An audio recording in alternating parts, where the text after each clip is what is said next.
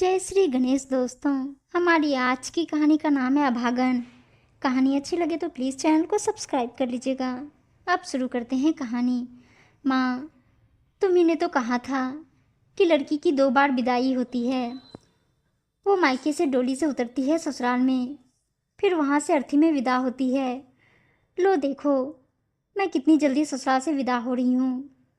अर्थी अच्छे से सजाई है ना इन लोगों ने। पापा जी को कहना देख लेंगे, कहीं कुछ छूट तो नहीं रहा है। भैया से बोलना मेरे पसंद की सब चीज़ें रखवा देंगे साथ में।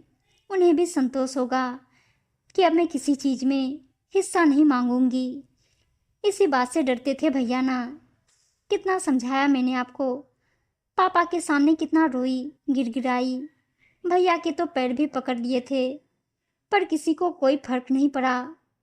मत भेजिए वापस मुझे इस घर कहे जाने वाले नर्क में। मैं जी नहीं पाऊंगी। शरीर पर पड़े नील खरोचें कुछ भी आपका दिल नहीं पिघला पाई माँ। जो चोट बदन पर थी वो आपने देखकर अनदेखा कर दिया, और जो मेरे मन के घाव थे वो तो आपने देखे ही नहीं।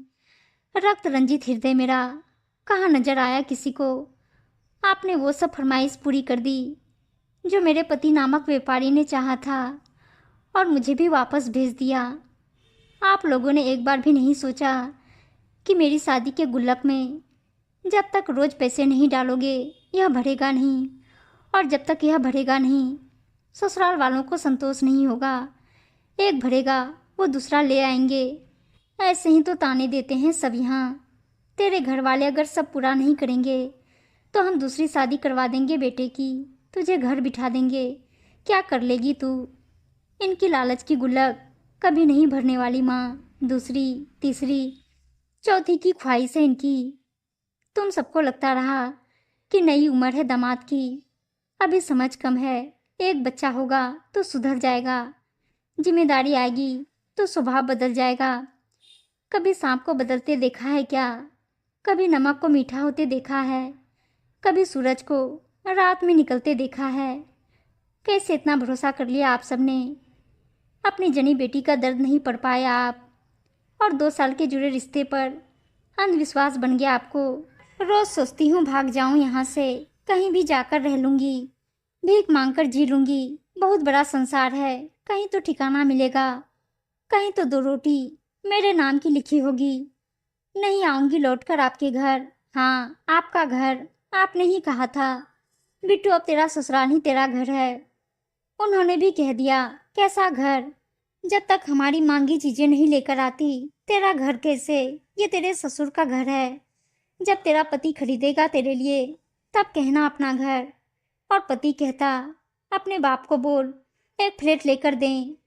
आप लोगों ने कितना तो दिया था, फिर भी इनकी भूख है कि मिटती नहीं है। थोड़े थोड़े दिन में नई फरमाइश।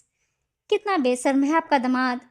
दिवाली पर जानबूझकर पुराने मोबाइल में सिम डालकर ले गया। पापा ने देखकर पूछा तो हंसते हुए बोला, मैं तो सोच रहा था आप देंगे दिवाली पर लेटेस्ट वाला आईफोन। पापा ने दूसरे ही दिन यहाँ लाकर छोड़ा नया फ़ोन। 25 सालों में मेरी इतनी फरमाइश पूरी नहीं की होगी आप लोगों ने, जितने 2 सालों में अपने राक्षस जैसे दामाद की पूरी की है। मैं आश्चर्यचकित रह जाती हर बार। क्या केवल इसलिए आप लोगों ने इस जानवर को सर पर चढ़ाया हुआ है? किसने आपकी साधारण पढ़ी लिखी, दिखने में सामान्य ठिकनी बेटी से शादी की है? बड़ा सरकारी अफसर है, इसके पिता रिटायर्ड आईएएस हैं। पापा, आप नहीं तो कभी आगे नहीं बढ़ने दिया मुझे। हमारे परिवार की लड़कियां बाहर नहीं जाती पढ़ने को। नौकरी कराना है क्या पढ़ाकर? घर के काम सीखो, वही ससुराल में इज्जत दिलाते हैं। आपने कब मुझे अपने मन का करने दिया? आपने जैसा चाहा वैसा जिया मैंने। पापा, मुझे मालूम है आपको थोड़े दिन अफसोस होगा, फिर आप अपनी ज़िंदगी में मगन हो जाएंगे। 3 बेटे हैं आपके, आपके लिए वही सब कुछ हैं। मैं तो पुरौनी में आई थी आपके घर, आपकी बात का मान रख रही हूँ माँ। डोली में आई थी, अर्थी में विदा हो रही हूँ। मैंने अपनी जान ली या इन लोगों ने, क्या फ़र्क पड़ता है? मुझे पता है मेरे जाने के बाद थोड़े दिन अफसोस करेंगे आप सब। पुलिस केस बनाएगी, ससुराल वालों को पकड़ेगी, मेरे ससुर की पहुंच और पैसे के बल पर ये सब छूट भी जाएंगे। मत करना केस, मत लड़ना मेरे लिए आप लोग। जीते जी आप नहीं लड़ पाए मेरे लिए, तो मरने के बाद क्या फ़ायदा लड़कर। इसे मेरी आखिरी इच्छा समझ लो। ईश्वर अगर कहीं है तो वो कभी न कभी करेगा अपनी अदालत में इंसाफ। अलविदा, आपकी अभागी बेटी। उम्मीद है दोस्तों कहानी अच्छी लगी होगी, और अच्छी अच्छी कहानियाँ सुनने के लिए चैनल को सब्सक्राइब और वीडियो को लाइक शेयर जरूर कर दीजिएगा। धन्यवाद दोस्तों।